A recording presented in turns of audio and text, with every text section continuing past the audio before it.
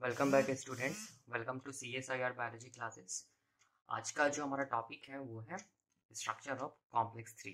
आज हम लोग देखेंगे और कॉम्प्लेक्स थ्री क्या चीज़ होता है हम लोग बोलेंगे इलेक्ट्रॉन ट्रांसपोर्ट चेन या इलेक्ट्रॉन ट्रांसपोर्ट सिस्टम का ये थर्ड कंपोनेंट होता है। इसका स्ट्रक्चर आज हम लोग देखेंगे और इसे कैसे करके इलेक्ट्रॉन्स का फ्लो होता है ये हम लोग देखेंगे आज। ठीक है, तो इससे प्रीवियस लेक्चर में हम लोगों ने क्या देखा था? इससे प्रीवियस लेक्चर में हम लोगों ने स्ट्रक्चर ऑफ कॉम्प्लेक्स वन देख लिया था, यूबिक्विनोन मॉलिक्यूल के बारे में देख लिया था और स्ट्रक्चर ऑफ कॉम्प्लेक्स टू हम लोगों ने देख लिया था। ठीक है, आज हम लोग देखेंगे स्ट्रक्चर ऑफ कॉम्प्लेक्स थ्री। याद रखिएगा ये इलेक्ट्रॉन ट्रांसपोर्ट चेन का पार्ट होता है। ठीक है, कॉम्प्लेक्स थ्री। तो देखो कॉम्प्लेक्स थ्री को हम लोग क्या बोलते हैं? कॉम्प्लेक्स थ्री को हम लोग बोलते हैं क्या चीज? साइटोक्रोम B-C1 ऑक्सीडेज कॉम्प्लेक्स, या हम लोग बोलेंगे साइटोक्रोम C1 कॉम्प्लेक्स, या हम लोग बोलेंगे साइटोक्रोम कोएंजाइम क्यू रिडक्टेज, या हम लोग बोलेंगे साइटोक्रोम B-C1 C कॉम्प्लेक्स बोलेंगे। ठीक है, इस चीज को याद रखना है। ठीक है ना। और ये क्या चीज है? कॉम्प्लेक्स थ्री क्या चीज है? हम लोग बोलेंगे इलेक्ट्रॉन ट्रांसपोर्ट चेन का क्या है? कंपोनेंट है। इसका मतलब ये कॉम्प्लेक्स थ्री कहाँ पर प्रेजेंट होगा? हम लोग बोलेंगे inner membrane of the mitochondria में, क्योंकि इलेक्ट्रॉन ट्रांसपोर्ट चेन कहाँ चलता है? Inner membrane of the mitochondria में चलता है। तो बताने का मतलब क्या हो गया? देखो बताने का मतलब ये हो गया कि मान लो ये क्या चीज है? हम लोग बोलेंगे ये क्या चीज है? ये आउटर मेम्ब्रेन है। देखो ये वाला क्या है? आउटर मेम्ब्रेन है माइटोकॉन्ड्रिया का। ठीक है ना, ये मान लो कि ये आउटर मेम्ब्रेन है क्या चीज का? माइटोकॉन्ड्रिया का आउटर मेम्ब्रेन है। और ये वाला क्या चीज होगी? हम लोग बोलेंगे ये क्या चीज हो गया? माइटोकॉन्ड्रिया का इनर मेम्ब्रेन है ये वाला। ये क्या हो गया? माइटोकॉन्ड्रिया का इनर मेम्ब्रेन हो गया। ठीक है, बीच वाला स्पेस को हम लोग क्या बोलेंगे? इंटर माइटोकॉन्ड्रियल स्पेस बोलेंगे, ये हम लोग जानते हैं। ठीक है, तो ये इनर मेम्ब्रेन में हम लोग बोलेंगे क्या मिलेगा? हम लोग बोलेंगे inner membrane of the mitochondria में components of electron transport chain मिलता है। तो ये आउटर मेम्ब्रेन हो गया, ये इंटर माइटोकॉन्ड्रियल स्पेस हो गया, ये इनर मेम्ब्रेन हो गया। तो इस तरफ क्या होगा? हम लोग बोलेंगे मैट्रिक्स होगा। क्या चीज का? मैट्रिक्स ऑफ क्या चीज? माइटोकॉन्ड्रिया। माइटोकॉन्ड्रिया का क्या होगा? मैट्रिक्स होगा। ठीक है, ये हम लोग जानते हैं। ठीक है, अब देखो ध्यान से, यहाँ पर होगा क्या? यहाँ पर ये होगा कि इनर मेम्ब्रेन में हम लोग बोलेंगे components of electron transport chain present होता है। तो सबसे पहला कंपोनेंट क्या था? हम लोग बोलेंगे सबसे पहला कंपोनेंट को हम लोग क्या बोले थे? Complex one. तो ये क्या चीज हम लोग बोलेंगे? ये क्या है? कॉम्प्लेक्स वन है। C1 लिख रहा हूँ, C1 मतलब कॉम्प्लेक्स वन। उसके बाद क्या था? हम लोग बोलेंगे यूबिक्विनोन मॉलिक्यूल था। फिर क्या था? हम लोग बोलेंगे कॉम्प्लेक्स टू, ये वाला क्या चीज है? कॉम्प्लेक्स टू, C2 लिख रहा हूँ। और यहाँ पर अब हम लोग बोलेंगे क्या होगा? हम लोग बोलेंगे यहाँ पर प्रेजेंट होगा क्या चीज? Complex three. तो ये क्या चीज हम लोग बोलेंगे? कॉम्प्लेक्स थ्री है ये वाला। तो मैं ऐसे लिख रहा हूँ C3 मतलब कॉम्प्लेक्स थ्री। इसके बाद क्या प्रेजेंट होगा? हम लोग बोलेंगे कॉम्प्लेक्स फोर प्रेजेंट होगा। तो ये सब क्या हम लोग बोलेंगे? इनर मेम्ब्रेन में क्या चीज लोकेटेड है? हम लोग बोलेंगे इलेक्ट्रॉन ट्रांसपोर्ट चेन का component. Complex one, complex two, complex three and complex four. फिर बाद में क्या आएगा? हम लोग बोलेंगे कॉम्प्लेक्स फाइव, जिसको हम लोग क्या बोलते हैं? जिसको हम लोग बोलते हैं ऑक्सीजोम बोलते हैं। तो ये क्या चीज होगा? हम लोग बोलेंगे C5 या ऑक्सीजोम, कॉम्प्लेक्स फाइव या ऑक्सीजोम। ठीक है, ऑक्सीजोम याद रखना इलेक्ट्रॉन ट्रांसपोर्ट में हेल्प नहीं करता, ये एटीपी को बनाने में हेल्प करता है। तो अभी जो हम लोगों को देखना है वो किसके बारे में देखना है? ये कॉम्प्लेक्स थ्री के बारे में देखना है। ठीक है, ये कॉम्प्लेक्स थ्री का स्ट्रक्चर देखना है और इसमें कैसे करके इलेक्ट्रॉन्स का फ्लो होता है ये हम लोगों को देखना है। ठीक है ना। और एक चीज को दिमाग में क्या चीज रखना है, जब भी कॉपी कभी कॉम्प्लेक्स थ्री के बारे में हम लोग स्टडी करेंगे ना, तो यहाँ पर क्या होगा? हम लोग बोलेंगे हमेशा क्यू साइकिल चलेगा। ये क्यू साइकिल का मतलब क्या होता है? तो हम लोग बोलेंगे ये क्यू साइकिल का मतलब हो गया कि जो भी इलेक्ट्रॉन्स हम लोग बोलेंगे आएगा कॉम्प्लेक्स वन से, कॉम्प्लेक्स टू से, कॉम्प्लेक्स थ्री में, जब ये इलेक्ट्रॉन्स आएगा तो वो इलेक्ट्रॉन्स क्यू मैनर में क्या होगा? यहाँ पर फ्लो करेगा। और फ्लो करने के बाद वो इलेक्ट्रॉन्स फिर हम लोग बोलेंगे कॉम्प्लेक्स थ्री से बाहर निकल के कॉम्प्लेक्स फोर में पहुंचेगा। ठीक है, तो ये जो क्यू मैनर में जो इलेक्ट्रॉन का जो फ्लो हो रहा है कॉम्प्लेक्स थ्री के अंदर, इसी को हम लोग बोलते हैं क्यू साइकिल। ठीक है ना। तो देखो अब यहाँ पर मैं इसको डिटेल में बता रहा हूँ कॉम्प्लेक्स थ्री के बारे में। ठीक है ना, देखो मैंने कुछ पॉइंट्स लिखा है यहाँ पर कॉम्प्लेक्स थ्री के बारे में जो कि इंपॉर्टेंट है CSIR पॉइंट ऑफ व्यू से, इतना आपको जानना होगा। तो देखो सबसे पहला पॉइंट मैंने क्या लिखा है? इट कंसिस्ट ऑफ 11 सब यूनिट्स। मतलब हम लोग बोलेंगे कि जो भी हम लोग बोलेंगे कॉम्प्लेक्स थ्री होता है इलेक्ट्रॉन ट्रांसपोर्ट चेन का, ठीक है, वो कितना सब यूनिट्स का बनता है? हम लोग बोलेंगे 11 सब यूनिट्स का बनता है। इस चीज को याद रखिएगा। ठीक है ना, तो ये पॉइंट याद रखना है। दूसरा पॉइंट मैंने क्या लिखा है कि in complex three the electron movement appears as an Q manner which is known as Q cycle। बताने का मतलब हो गया कि ये जो कॉम्प्लेक्स थ्री होता है ना, ये कॉम्प्लेक्स थ्री में क्या होता है कि जो इलेक्ट्रॉन्स का जो हम लोग बोलेंगे मूवमेंट होता है वो क्या होगा? हम लोग बोलेंगे कैसा दिखेगा? क्यू मैनर में होता है। ऐसे करके क्यू मैनर में इलेक्ट्रॉन्स का क्या होता है? मूवमेंट होता है। किसमें? कॉम्प्लेक्स थ्री में। और फिर इसी ये जो क्यू मैनर में जो इलेक्ट्रॉन्स का जो मूवमेंट हो रहा है इसी को हम लोग क्या बोलेंगे? इसी को हम लोग बोलेंगे क्यू साइकिल। याद रखिएगा इस चीज को। ठीक है। और फिर ये क्यू साइकिल चलता है कॉम्प्लेक्स 3 में, और उससे फिर इलेक्ट्रॉन निकल के कहाँ जाता है, हम लोग बोलेंगे कॉम्प्लेक्स 4 में जाता है। ठीक है, तो याद रखना है जब भी कभी क्यू साइकिल से रिलेटेड अगर क्वेश्चन पूछेगा तो याद रखना वो किसके बारे में पूछेगा, कॉम्प्लेक्स 3 के बारे में पूछेगा, क्योंकि कॉम्प्लेक्स 3 में ही क्या चल रहा है, हम लोग बोलेंगे क्यू साइकिल चल रहा है। ठीक है। अब इसके बाद देखो, यहाँ पर देखो, इसके बाद देखो अगला पॉइंट मैंने क्या लिखा है, अगला पॉइंट मैंने लिखा है it contains proton channel which can pass 4 protons from mitochondrial matrix to the intermitochondrial space during electron transport। इसका मतलब वो है कि जब कभी इलेक्ट्रॉन का ट्रांसपोर्ट हो रहा होता है, हम लोग बोलेंगे कॉम्प्लेक्स 3 से, तो क्या होता है, ये मैट्रिक्स जो है ना, ये मैट्रिक्स हम लोग बोलेंगे 4 प्रोटोन पंप हो जाता है किस तरफ, हम लोग बोलेंगे किस तरफ, इंटर माइटोकॉन्ड्रियल स्पेस की तरफ। इस तरफ क्या होगा, 4 प्रोटोन पंप होगा, जिसको मैं ऐसे दिखा रहा हूँ, देखो यहाँ पर ऐसे करके। ठीक है, 4 प्रोटॉन क्या होगा, पंप होगा किस तरफ, हम लोग बोलेंगे मैट्रिक्स ऑफ द माइटोकॉन्ड्रिया से, कहाँ, हम लोग बोलेंगे इंटर माइटोकॉन्ड्रियल स्पेस की तरफ।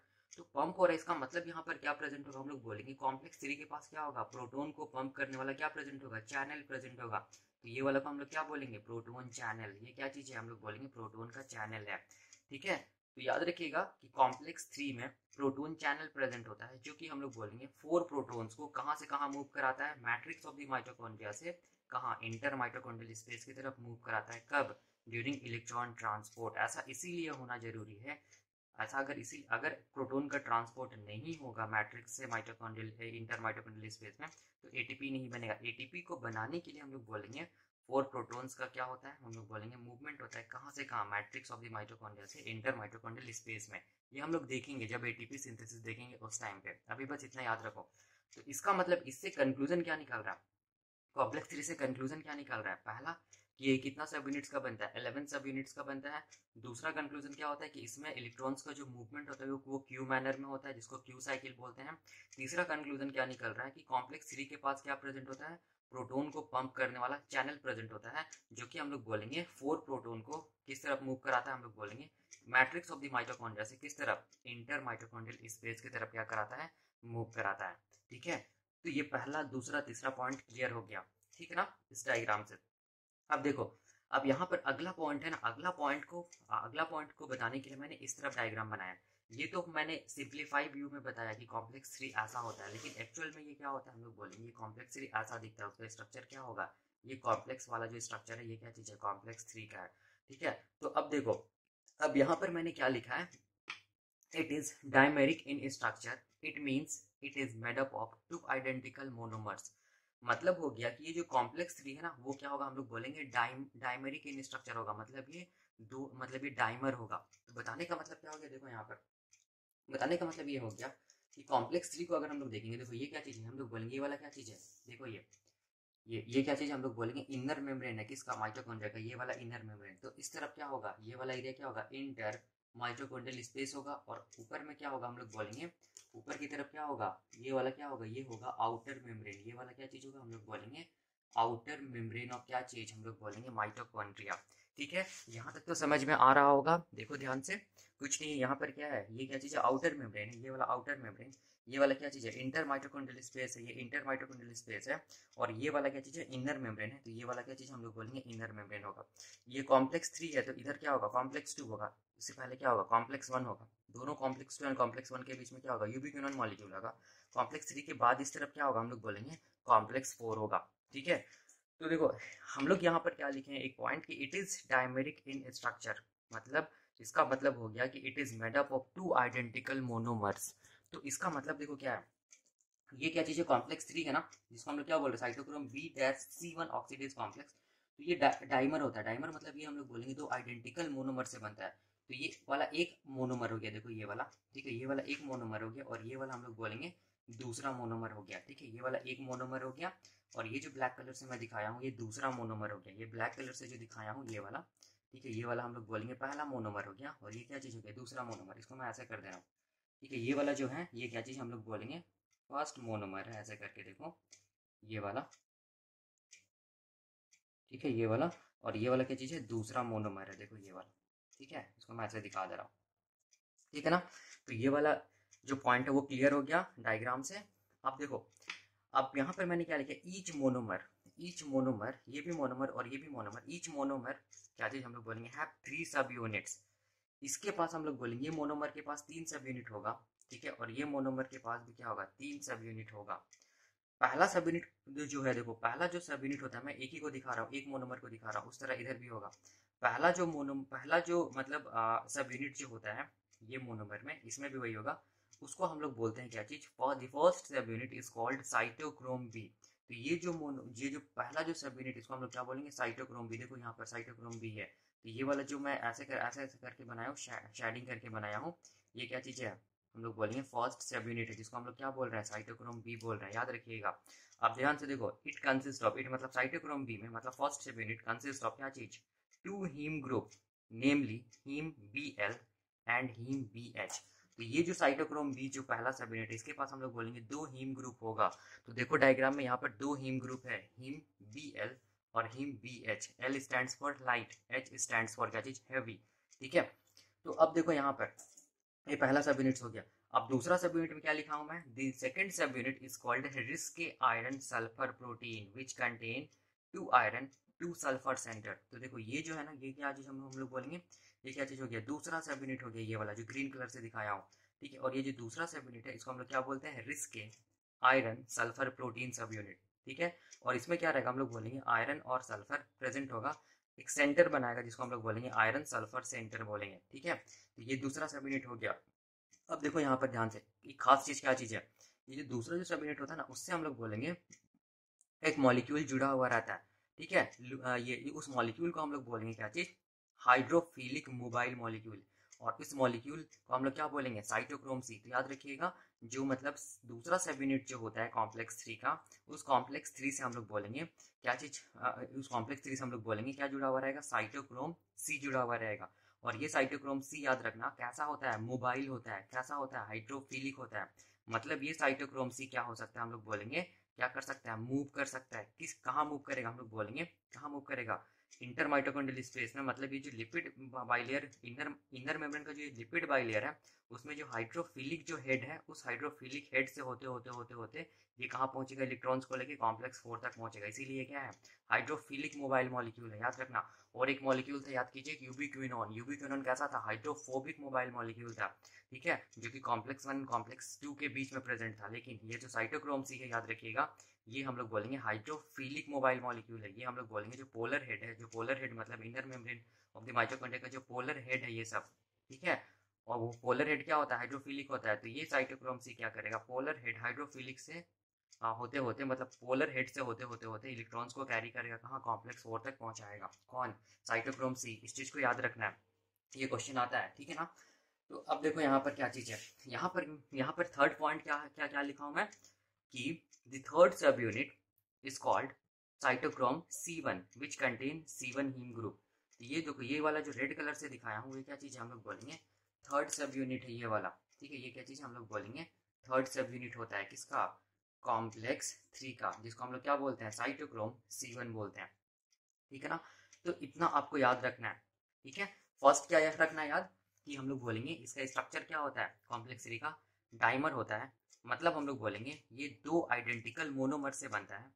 एक मोनोमर में कितना सब यूनिट्स रहेगा, हम लोग बोलेंगे 3 सब यूनिट्स रहेगा। सबसे पहला सब यूनिट को क्या बोलेंगे, साइटोक्रोम बी। और ये साइटोक्रोम बी के पास हम लोग बोलेंगे 2 हीम ग्रुप प्रेजेंट होगा, हीम बी एल और हीम बी एच, ठीक है। दूसरा सब यूनिट को हम लोग बोलेंगे रिस्क आयरन सल्फर प्रोटीन सब यूनिट। इसके पास क्या प्रेजेंट होगा, हम लोग बोलेंगे आयरन सल्फर का सेंटर प्रेजेंट होगा। और इससे हम लोग बोलेंगे लूजली जुड़ा हुआ रहेगा क्या चीज, साइटोक्रोम सी। और ये साइटोक्रोम सी क्या कैसा मॉलिक्यूल होता है, हाइड्रोफिलिक मोबाइल मॉलिक्यूल होता है, जो कि इलेक्ट्रॉन्स को कॉम्प्लेक्स 3 से कैरी करता है कहाँ, हम लोग बोलेंगे कॉम्प्लेक्स 4 की तरफ, ठीक है। इस चीज को याद रखिएगा। अब यहाँ पर मैंने थर्ड पॉइंट में क्या लिखा है कि थर्ड सब unit is called cytochrome C1। तो ये जो थर्ड सब यूनिट है, इसको हम लोग क्या बोलते हैं, साइटोक्रोम C1 बोलते हैं। इसके पास भी क्या होगा, एक हीम ग्रुप प्रेजेंट होगा, ठीक है ना। तो अब देखो यहाँ पर मैंने क्या लिखा था, ये डायग्राम में ये जो कॉम्प्लेक्स थ्री था, यहाँ पर क्या था, एक प्रोटोन का चैनल था, ठीक है। तो याद रखिएगा यहाँ भी क्या होगा, प्रोटोन का चैनल होगा, लेकिन मैं यहाँ पर नहीं दिखा पा रहा हूँ प्रोटोन का चैनल। तो याद रखिएगा ये जो साइटोक्रोम C1 जो है, ठीक है, और साइटोक्रोम B जो है, ये दोनों मिलके क्या बनाता है, हम लोग बोलेंगे ये प्रोटोन चैनल को बनाता है। इस चीज को याद रखना है, ठीक है। Cytochrome C1 and cytochrome B क्या करेगा, प्रोटोन चैनल को बनाएगा, जिसके जिसके थ्रू क्या होगा, मैट्रिक्स ऑफ द माइटोकॉन्ड्रिया से 4 प्रोटॉन क्या कहाँ जाएगा, मूव करेगा, कहाँ जाएगा, inter mitochondrial space of the mitochondria में जाएगा। ठीक है, इस चीज को याद रखना है। कब? हम लोग बोलेंगे ड्यूरिंग इलेक्ट्रॉन ट्रांसपोर्ट। ठीक है ना। अब देखो, अब क्वेश्चन आता है कि कैसे करके इससे इलेक्ट्रॉन्स का फ्लो होगा, कैसे करके क्यू साइकिल चलेगा। तो देखो यहाँ पर मैं दिखा रहा हूँ, यहाँ पर देखो। इससे पहले अगर हम लोग देखेंगे, इससे पहले क्या चीज है, हम लोग बोलेंगे क्या चीज होगा, कॉम्प्लेक्स टू। कॉम्प्लेक्स टू से पहले क्या होगा, कॉम्प्लेक्स वन। तो complex two and complex one क्या किया होगा, हम लोग बोलेंगे कॉम्प्लेक्स वन रिड्यूस NaDH2 से इलेक्ट्रॉन्स को लिया होगा, और लेने के बाद हम लोग बोलेंगे क्यू मॉलिक्यूल में ट्रांसफर कर दिया होगा। तो क्यू मॉलिक्यूल जो था यूबिक्विनोन, वो क्या किस में चेंज हो गया था, QH2 में चेंज हो गया था। वो मॉलिक्यूल किस में चेंज हो गया था, QH2। ठीक है, मतलब इसको हम लोग क्या बोले बोले थे, यूबिक्विनोल में चेंज हो गया था, रिड्यूस हो गया था यूबिक्विनोल। इसमें चेंज हुआ था यूबिक्विनोल में। उसी तरह हम लोग बोलेंगे कॉम्प्लेक्स जो टू था, ठीक है, वो भी क्या किया था, रिड्यूस NaDH2, रिड्यूस FADH2 से क्या किया था, इलेक्ट्रॉन्स को लिया था, और किसको दिया था, यूबिक्विनोन मॉलिक्यूल को दिया था, जिसके कारण यूबिक्विनोन मॉलिक्यूल क्या हो गया, रिड्यूस हो गया, जिसको हम लोग क्या बोलेंगे, यूबिक्विनोल बोलेंगे। तो इस तरफ से क्या आ रहा है, हम लोग बोलेंगे यूबिक्विनोल मॉलिक्यूल आ रहा है। और ये यूबिक्विनोल मॉलिक्यूल कहाँ से आएगा, मतलब कहाँ फ्लोट करेगा, हम लोग बोलेंगे ये लिपिड बाइलेयर में फ्लोट करेगा। क्यों फ्लोट करेगा, क्योंकि ये यूबिक्विनोल मॉलिक्यूल कैसा होता है, हम लोग बोलेंगे हाइड्रोफोबिक होता है या लाइपोफिलिक होता है। ये लिपिड में आसानी से क्या कर सकता है, फ्लोट कर सकता है। तो फ्लोट करते करते ये complex one and complex two से क्या कर रहा है, इलेक्ट्रॉन्स को ला रहा है। लाके हम लोग बोलेंगे कहाँ पहुंचाएगा, हम लोग बोलेंगे कॉम्प्लेक्स थ्री में पहुंचाएगा, कॉम्प्लेक्स थ्री को देगा। तो देखो यहाँ पर क्या होगा, यहाँ पर देखो ध्यान से, ये जो क्यूबिक्विनोल मॉलिक्यूल, इसके पास इलेक्ट्रॉन्स है, तो ये इलेक्ट्रॉन्स को हम लोग बोलेंगे, ये किसको देगा, देखो यहाँ पर देखना ध्यान से, यहाँ पर कैसे क्यू साइकिल चलेगा। ये इलेक्ट्रॉन्स को देगा, किसमें, हम लोग बोलेंगे साइटोक्रोम बी को देगा। ठीक है, साइटोक्रोम बी को दिया। अब साइटोक्रोम बी से देखो, ये जो इलेक्ट्रॉन्स है, साइटोक्रोम बी से देखो, ये इलेक्ट्रॉन साइटोक्रोम बी में कहाँ जाएगा, हम लोग बोलेंगे ये जो हीम जो BH है, ठीक है, इसमें जाएगा पहले ये इलेक्ट्रॉन्स। ठीक है, और फिर ये इलेक्ट्रॉन्स हम लोग बोलेंगे कहाँ जाएगा, साइटोक्रोम बी का हीम BH से कहाँ जाएगा, हम लोग बोलेंगे हीम BL में जाएगा। ठीक है, BL से हम लोग बोलेंगे फिर ये कहाँ आएगा, हम लोग बोलेंगे साइटोक्रोम 1 में आएगा ये इलेक्ट्रॉन। ठीक है, ये वाला साइटोक्रोम 1 में आएगा। 1 में आने के बाद देखो ध्यान से, ये इलेक्ट्रॉन्स जाएगा, देखो यहाँ पर मैं दिखा रहा हूँ, ये इलेक्ट्रॉन्स कहाँ जाएगा, हम लोग बोलेंगे कहाँ, रिस्के आयरन प्रोटीन में जाएगा। ठीक है, फिर यहाँ से ये इलेक्ट्रॉन्स हम लोग बोलेंगे कहाँ जाएगा, साइटोक्रोम सी में जाएगा। साइटोक्रोम सी अब क्या चीज है, हाइड्रोफिलिक मॉलिक्यूल है ये साइटोक्रोम सी। अब आगे जाएगा, ठीक है, मूव करेगा मूव करेगा मूव करेगा। याद रखना ये मूव किस में कर रहा है, हम लोग बोलेंगे पोलर हेड जो है किसका, लिपिड बाइलेयर का, inner membrane of the mitochondria में। ठीक है, ये साइटोक्रोम सी क्या करेगा, मूव करेगा इलेक्ट्रॉन्स को लेके, ऐसे करके ये मूव करेगा। ठीक है, यहाँ पर देखो मैं दिखा रहा हूँ, ये साइटोक्रोम सी ऐसे करके मूव कर रहा है, साइटोक्रोम सी है ये। ठीक है, और ये हम लोग बोलेंगे कहाँ तक पहुंचाएगा इलेक्ट्रॉन्स को, कॉम्प्लेक्स 4 तक पहुंचाएगा। ठीक है ना। तो ध्यान से देखो, यहाँ पर जो इलेक्ट्रॉन्स का जो मूवमेंट हुआ वो कैसा हुआ, क्यू मैनर में हुआ, ऐसे करके, ऐसे जैसा यहाँ हुआ था क्यू मैनर में। ठीक है, ये जो क्यू मैनर में जो इलेक्ट्रॉन्स का मूवमेंट हो रहा है कॉम्प्लेक्स 3 में, इसी को हम लोग क्या बोलते हैं, इसी को हम लोग बोलते हैं क्या चीज, क्यू साइकिल बोलते हैं। ठीक है ना, इस चीज को याद रखिएगा। अब देखिए यहाँ पर मतलब बताने का मतलब ये हो गया कि कॉम्प्लेक्स 3 से इलेक्ट्रॉन्स को लेकर साइटोक्रोम सी कहाँ तक पहुंच रहा है, हम लोग बोलेंगे कॉम्प्लेक्स 4 तक पहुंच रहा है। इस चीज को याद रखना। तो कॉम्प्लेक्स 3 से इलेक्ट्रॉन्स निकला और कहाँ पहुंचा, कॉम्प्लेक्स 4 में पहुंचा। ठीक है, तो ये दिस इज ऑल अबाउट हम लोग बोलेंगे कॉम्प्लेक्स 3। नेक्स्ट लेक्चर में हम लोग क्या देखेंगे, स्ट्रक्चर ऑफ क्या देखेंगे, कॉम्प्लेक्स 4। जब सारा स्ट्रक्चर हम लोग देख लेंगे तो उसके बाद हम लोग देखेंगे एक डिटेल में कि कैसे करके इलेक्ट्रॉन्स कहाँ तक पहुंच रहा है, कॉम्प्लेक्स 1 से होते होते कहाँ तक पहुंच रहा है, हम लोग बोलेंगे कॉम्प्लेक्स 4 तक पहुंच रहा है। ये हम लोग देखेंगे डिटेल में। ठीक है, अभी के लिए हम लोग यहीं तक रखते हैं। Thank you.